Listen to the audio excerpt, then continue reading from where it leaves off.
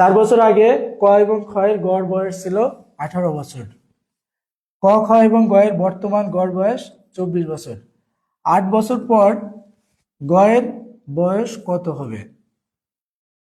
তাহলে দেখো, এটাও বয়সের অঙ্ক। বয়সের অঙ্ক আমরা কি দিয়ে শুরু করব? শুরু করব বর্তমান দিয়ে।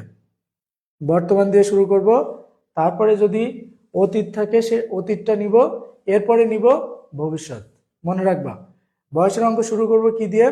বর্তমান দিয়ে, তারপরে অতীত, তারপরে ভবিষ্যৎ। তাহলে বর্তমানে কি বলা আছে? ক, খ, গ এর বর্তমান বয়স হচ্ছে 24। দেখো, ক, খ, গ এর বর্তমান গড় বয়স আছে 24। তাহলে মোট বয়স কত হবে বলো তো?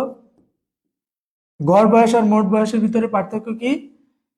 এই যে গড় বয়স যা, এই টোটাল সংখ্যা দিয়ে গুণ করে দিলে মোট বয়স পাওয়া যায়। তাহলে 3 24 72 বছর।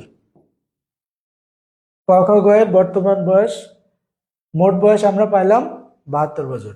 এই যে গড় ছিল 24, গড়কে ক, খ, গ 3 জন, এই জন্য 3 দিয়ে গুণ করে 72 করছি। এবার কি বলছে? 4 বছর আগে, 4 বছর আগে ক এবং খ এর গড় বয়স ছিল 18 বছর। তাহলে বলো, 4 বছর আগে যদি ক এবং খ এর গড় বয়স থাকে 18, তাহলে বর্তমানে তাদের গড় বয়স কত? ক, খ এর বর্তমানে গড় বয়স কত বলো তো? 4 বছর আগে ছিল 18, তাহলে বর্তমান মানে কি? বর্তমানে তার বয়স আরো 4 বাড়ছে, তাহলে কত হবে? 18 যোগ 4 সমান সমান 22 বছর। এটা হচ্ছে গড় বয়স। তাহলে ক, খ এর বর্তমান মোট বয়স কত? মোট বয়স হচ্ছে 22 গুণ 2। ক, খ 2 জন, এই জন্য 2 দিয়ে গুণ করলাম, কত হলো? 44 বছর। দেখো, ক, খ, গ এর বর্তমান মোট বয়স হলো 72, আর ক, খ এর বর্তমান মোট বয়স হলো 44। তাহলে ক, খ, গ এর বয়স থেকে ক এবং খ এর বয়সটা যদি বাদ দাও, তাহলে কার বয়স পাওয়া যাবে? গ এর বর্তমান বয়স পাওয়া যাবে। তাহলে গ এর বর্তমান বয়স কত? এই যে ক, খ 3 জনের থেকে 2 জনেরটা বাদ দিয়ে দাও। ক, খ, গ থেকে ক এবং খ এরটা বাদ দিয়ে দিলেই গ এর বয়সটা পাওয়া যাবে। তাহলে কত পাওয়া যাবে? 4 ক 12, 4 আর 8 12, হাতে হলো 1, 5 ক 7, 5 আর 2 7।